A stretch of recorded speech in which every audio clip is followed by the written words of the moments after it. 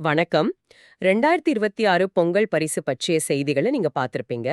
தமிழ்நாடு அரசு ரேஷன் அட்டைதாரர்களுக்கு பணம் கொடுக்க போதுன்னு ஒரே பேச்சா இருக்கு.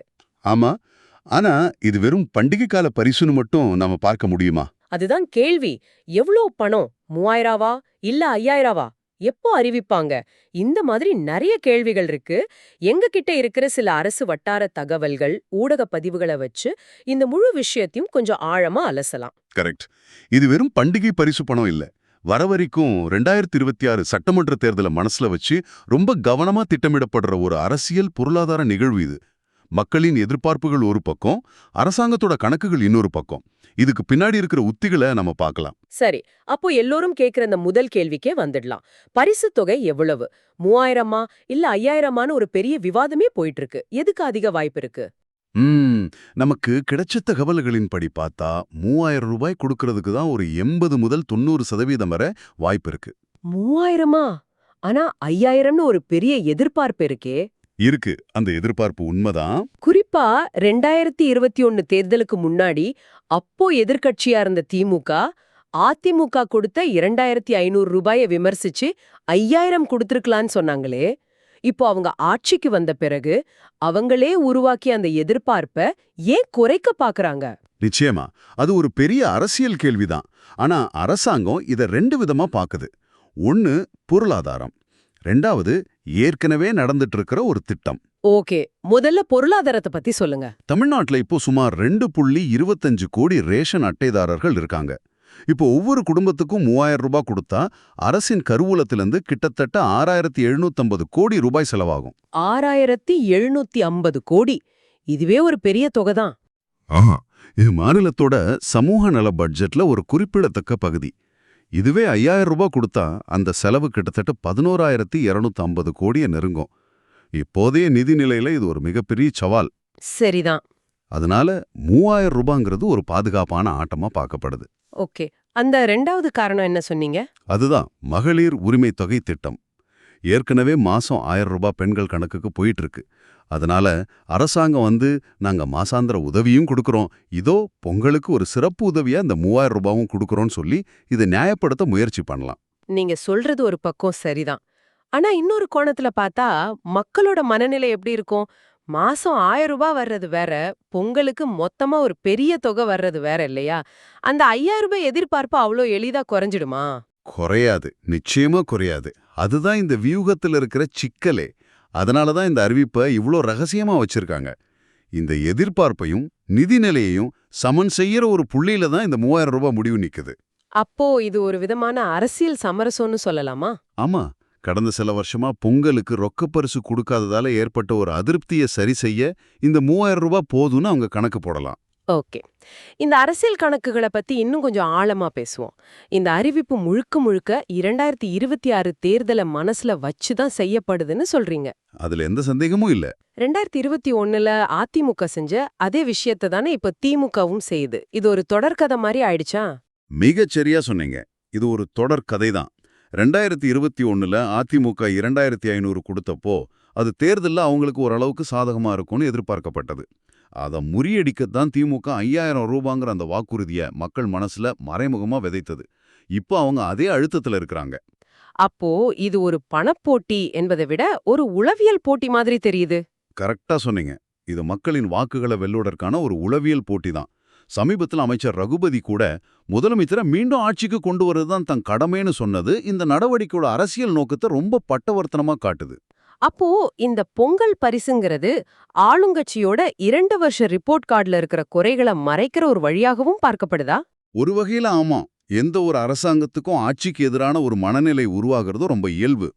அந்த அதிருப்தியை மடைமாற்றம் செய்யவும், தேர்தலுக்கு முன்னாடி ஒரு ஃபீல் குட் சூழலை உருவாக்கவும் இது மாதிரியான திட்டங்கள் நிச்சயமா உதவும்.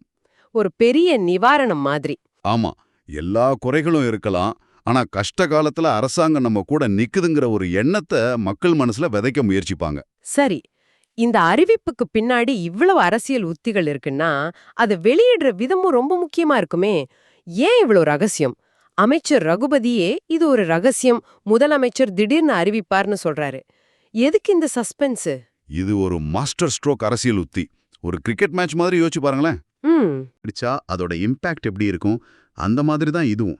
கடைசி நிமிஷம் வரைக்கும் ஒரு சஸ்பென்ஸை மெயின்டைன் பண்ணி சரியான நேரத்துல முதலமைச்சரே அதை அறிவிக்கும்போது அதோட தாக்கம் பல மடங்கு அதிகமாகும். ஓ, முன்கூட்டியே சொல்லிவிட்டா அந்த இம்பாக்ட் குறைஞ்சிடுமா? இம்பாக்ட் குறையறதை விட தேவையற்ற விவாதங்கள் உருவாயிடும். எப்படி என்ன? முன்கூட்டியே அறிவிச்சா எதிர்க்கட்சிகள் விமர்சிக்க ஆரம்பிச்சிடுவாங்க. சமூக ஊடகங்கள்ல 5000 ரூபாய் என்னாச்சுன்னு விவாதம் கிளம்பும். அதோட நோக்கம் திசை திருப்பப்படலாம். இது ஒரு நிர்வாக முடிவுங்கிறத தாண்டி முதலமைச்சரோட ஒரு தனிப்பட்ட பரிசா, ஒரு கிஃப்ட் மாதிரி மக்கள் கிட்ட போய் சேரணும்னு நினைப்பாங்க. அதை தவிர்க்கத்தான் இந்த ரகசியம். அப்படியா? ஆனா அறிவிப்புக்கு முன்னாடியே நிதித்துறையில வேலைகள் நடக்குதுன்னு சொல்றீங்களே, ஆமா, இது கிட்டத்தட்ட ஒரு ஓபன் சீக்ரெட் மாதிரி தானா? நிச்சயமா. அரசாங்க இயந்திரம் பின்னணியில இயங்க ஆரம்பிச்சிடுச்சு. நிதித்துறைக்கு தேவையான நிதியை ஒதுக்கீடு செய்யறது, மாவட்ட நிர்வாகங்களுக்கு தேவையான ஏற்பாடுகளை செய்ய சொல்றதுன்னு திறமறைவுல வேலைகள் தீவிரமா நடக்குது. அதிகாரப்பூர்வ அறிவிப்பு மட்டும்தான் பாக்கி. ஆனா அந்த அறிவிப்பு வர்ற வரைக்கும் எல்லாமே ரகசியம்தான். ஆமா, சரி, இந்த அறிவிப்புக்கு பின்னாடி இவ்ளோ அரசியல் உத்திகள் இருக்குன்னா அது கடைசியில மக்கள்கிட்ட எப்படி போய் சேரப்போகுதுங்கிறது ரொம்ப முக்கியம்.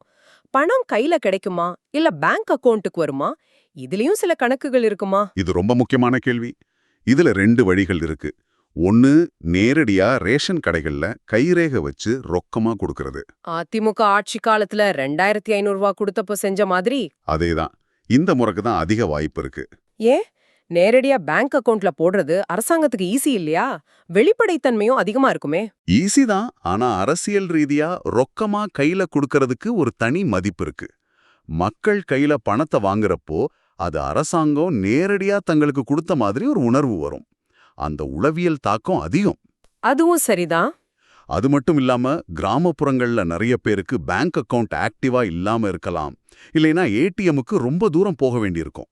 அதனால ரொக்கம்தான் மக்களுக்கும் எளிதா இருக்கும். ஆனா ரொக்கமா கொடுத்தா அதுல முறைகேடுகள் நடக்க வாய்ப்பு இருக்கே. கூட்ட நெரிசல், சர்வர் பிரச்சனை எல்லாம் வருமே. அது ஒரு பெரிய சவால். அதனால தான் கைரேகை பயோமெட்ரிக் முறை பயன்படுத்தப்படுது. ஆனாலும் நீங்க சொல்ற மாதிரி நடைமுறை சிக்கல்கள் இருக்கு. இன்னொரு வழி, ஆதார் இணைக்கப்பட்ட வங்கி கணக்குகளுக்கு நேரடியா பணத்தை அனுப்புறது. அதாவது டைரக்ட் பெனிஃபிட் டிரான்ஸ்ஃபர், டிபிடி. இது அரசாங்கத்துக்கு ரொம்ப எளிமையான முறை. ஆமா, யாருக்கு பணம் போய் சேர்ந்ததுன்னு துல்லியமா கணக்கு வைக்க முடியும். ஆனா நான் முன்னாடி சொன்ன அந்த கையில் வாங்கும் உணர்வு இதுல கிடைக்காது. இந்த 2ல எதை தேர்ந்தெடுக்க போறாங்கங்கிறத முதலமைச்சரோட அறிவிப்பு தான் தெளிவுபடுத்தும். சரி, அடுத்ததா யாருக்கெல்லாம் இந்த பரிசு கிடைக்குங்கிற கேள்வி வருது. எல்லா ரேஷன் அட்டைதாரர்களுக்கும் கிடைக்குமா இல்ல இதுலயும் ஏதாவது நிபந்தனைகள் இருக்குமா? தமிழ்நாட்டில் இருக்கிற சுமார் 2.25 கோடி ரேஷன் அட்டைதாரர்களுக்கும் இது கிடைக்கும்னு தான் எதிர்பார்க்கப்படுது. பொதுவா பொங்கல் பரிசு மாதிரி திட்டங்கள்ல பெரிய பாகுபாடு பார்க்க மாட்டாங்க. இது ஒரு பண்டிகை கால பரிசுங்கிறதால எல்லாரையும் சந்தோஷப்படுத்தணும்னு தான் நினைப்பாங்க. அப்போ இந்த PHH, NPH போன்ற அட்டை வகைகளை பத்தி சில கேள்விகள் வருது. சில திட்டங்கள் குறிப்பிட்ட அட்டைதாரர்களுக்கு மட்டும்தானே கொடுக்கறாங்க. ஆமா, அது என்னன்னு நான் சுருக்கமா சொல்றேன். PHH அட்டைதாரர்கள், அதாவது பிரையாரிட்டி ஹவுஸ்ஹோல்ட்ஸ், வறுமை கோட்டுக்கு கீழே உள்ள முன்னுரிமை பயனாளிகள். இவங்களுக்கு தான் பல நலத்திட்டங்கள்ல முதல் உரிமை. NPHங்கிறது மற்றவர்கள். ஓகே. ஆனா பொங்கல் பரிசு போன்ற திட்டங்கள்ல இந்த வேறுபாடு பார்க்கப்படாது. அரசாங்க ஊழியர்கள், வருமான வரி கட்டுறவங்க மாதிரி ஒரு சில பிரிவினரை நீக்கலான்னு ஒரு பேச்சு இருக்கு. ஆனா அது அரசியல் ரீதியா ஒரு சின்ன அதிருப்தியை கூட உருவாக்கலாம். ஆமா, அது தேவையில்லாத சர்ச்சையை உருவாக்கும். அதனால பெரும்பாலும் எல்லா குடும்ப அட்டைதாரர்களுக்கும் இந்த தொகை சென்றடையும் வகையில தான் திட்டம் இருக்கும். அப்போ நீங்க ஒரு ரேஷன் அட்டை வச்சிருந்தா உங்களுக்கு பணம் கிடைக்கிறதற்கான வாய்ப்பு ரொம்பவே அதிகம்னு சொல்லலாம். ஆமாம், மிக மிக அதிகம். அதுதான் இந்த திட்டத்தோட நோக்கமே. எந்த ஒரு ஓட்டையும் விட்டுவிடக்கூடாது என்பதுதான் கணக்கு. சரி, நாம இது வரைக்கும் பேசினதை வச்சு பார்த்தா 2026 தேர்தலுக்கான ஒரு பெரிய அஸ்திரமா இந்த பொங்கல் பரிசு பணம் பயன்படுத்தப்படுது. ஆமாம், அது பெரும்பாலும் 3000 ரூபாயாக இருக்க வாய்ப்பிருக்கு. நிதி நிலைமை, அரசியல் அழுத்தம், மக்களின் எதிர்பார்ப்புன்னு பல விஷயங்களை சமன் செஞ்சு இந்த முடிவு எடுக்கப்படுது. கரெக்ட். முதலமைச்சர் இது ஒரு சஸ்பென்ஸோட சரியான நேரத்துல அறிவிப்பார். அது ரேஷன் கடையில ரொக்கமாவோ அல்லது வங்கி மூலமாகவோ உங்களுக்கு வந்து சேரலாம். இதுதான் இந்த முழு வியூகத்தோட சுருக்கம். சரியா சொன்னீங்க.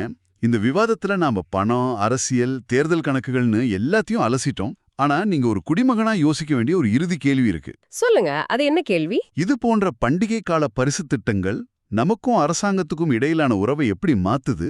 இது நம்மளோட உடனடி தேவையை பூர்த்தி செய்தா, இல்ல ஒவ்வொரு தேர்தலுக்கு முன்னாடியும் அரசாங்கத்துக்கிட்ட இருந்து பணத்தை எதிர்பார்க்கிற ஒரு கலாச்சாரத்தை உருவாக்குதா? இது ரொம்ப ஆழமான கேள்வி. இது ஒரு அவசியமான உதவியா இல்ல வாக்குகளை வாங்குற ஒரு பரிவர்த்தனையா? அதேதான். இது வெறும் பணப்பரிவர்த்தனையா இல்ல மக்கள் நல அரசின் நீண்டகால கொள்கையோட ஒரு பகுதியா?